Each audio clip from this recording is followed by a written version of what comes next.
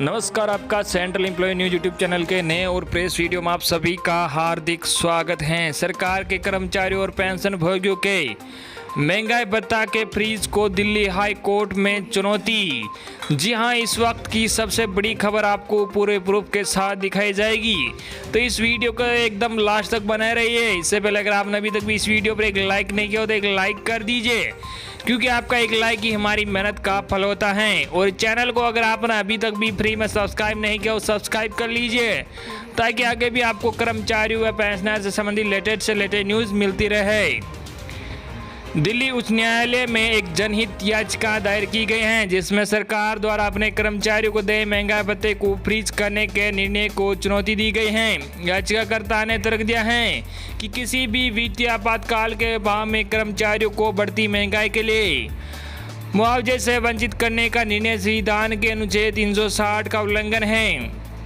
यह प्रस्तुत किया गया है कि वेतन का भुगतान निश्चित रूप से उपहार का मामला नहीं है, बल्कि एक वैधानिक अधिकार है, क्योंकि यह सेवा नियमों से आता है। याचिका में कहा गया है कि हर महीने वेतन पाने का अधिकार भारत के संविधान के अनुच्छेद 309 से निकली सेवा शर्तों का हिस्सा है। अन्यथा याचिकाकर्ता ने तर्क दिया है कि किसी राज्य के मामलों में संबंध में सेवा करने वाले सभी या किसी भी व्यक्ति के डीए को फ्रीज करना भारत के संविधान के अनुच्छेद 21 का उल्लंघन है। संविधान के अनुच्छेद 21 का बहुत ही व्यापक अर्थ है, जिसमें मानवीय सम्मान के साथ जीने का अधिकार, आजीविका का अधिकार, स्वास्थ्य का अधिकार, प्रदूषण मुक्त वायु का अधिकार आदि शामिल है।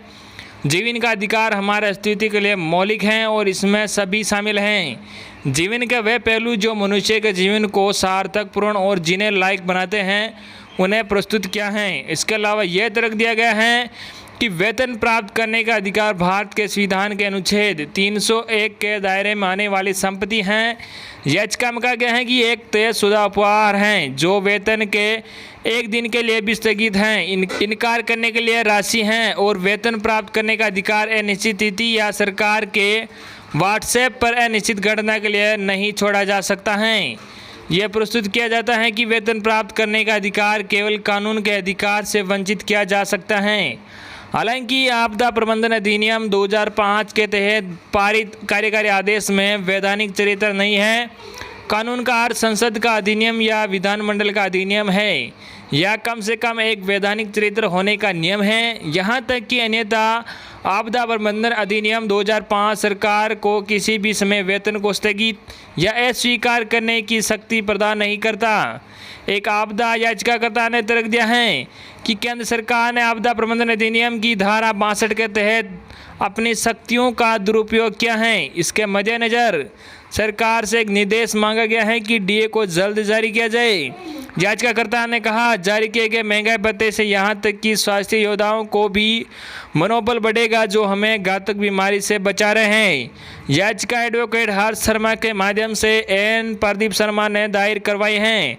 तो ये थी बिग न्यूज़। आई होप कि आपको आज की हमारी जानकारी पसंद आई होगी। धन्यवाद।